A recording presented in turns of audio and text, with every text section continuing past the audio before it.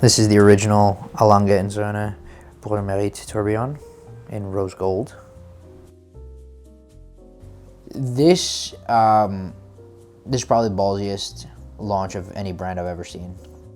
Everything in Germany kind of stopped after World War II, and so somebody who was interested in ornithology, Gunther Blumlein, decided to resurrect the brand, and he went to Mr. Lange and he said, you know, look, I know you were in watches and you're retired now and your family has this brand. Why don't we team up and do this brand? And at the time, you know, the German government was giving subsidies, and so it was much easier to launch a brand, and so they kind of said, yeah, we'll do it. And the real reason why this is interesting, and I think this is extraordinarily interesting, is this was the first time that a chain-and-fusee was ever put into a wristwatch. This was originally a pocket watch complication. So nobody had ever put this into a wristwatch before. And furthermore, it was the first chain-and-fusee that was ever put together with a tourbillon.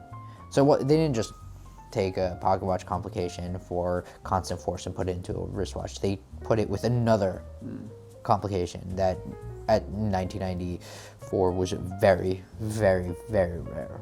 So they went to APRP, and APRP said, yeah, we can do this. They actually had to create the chain, but they could not get the space in the chain tight enough because their tools couldn't get there. So what they did was they put parchment paper in between each of the links, and then so that way they could put it together. There's just enough space, and then they had a problem. You know, how do you take the parchment paper out without ruining everything? So they lit it on fire, and it disintegrated. And the space that was left was enough space that they needed. You know, that's the one that Walter Lange wore himself until he died. You know, people overlook the 90s, but the 90s were amazing for these types of complications. Kind of a renaissance, right?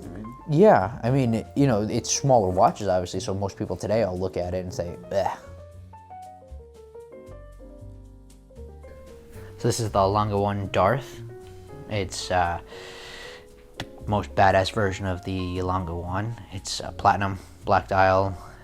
The date font is white, and then the background of the date is black. It just looks killer.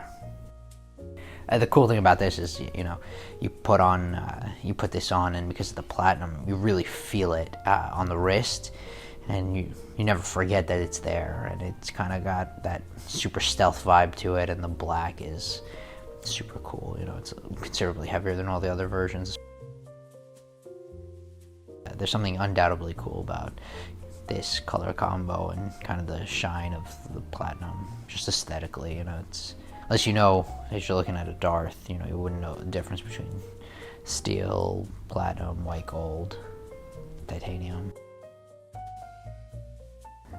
This is special. I think this is, yeah, exactly. Most people don't even know that Lange makes steel watches. This is the Lange Sohne Lange One in steel. It's a great watch, and it's a wearable everyday watch. It's just the right proportions, right size, right layout. It's got everything that you could possibly want. They're very, very rare, and one of them went up for Christie's, and they made, to my knowledge, I know 3 versions of this. This version, there's one black dial one that went at Christie's, and then there's a version with the date window and the accents in gold. People today know about Lange, but it's not a Nautilus that's in your face. Right. It's not a Royal Oak offshore. What's really cool is that the 101.027X, the 027X looks exactly like this with a white gold case. So half the time when you show up with this, people are like, oh, that's a nice 027X. Do you correct them? No. Why would I? That's kind of the fun, you know?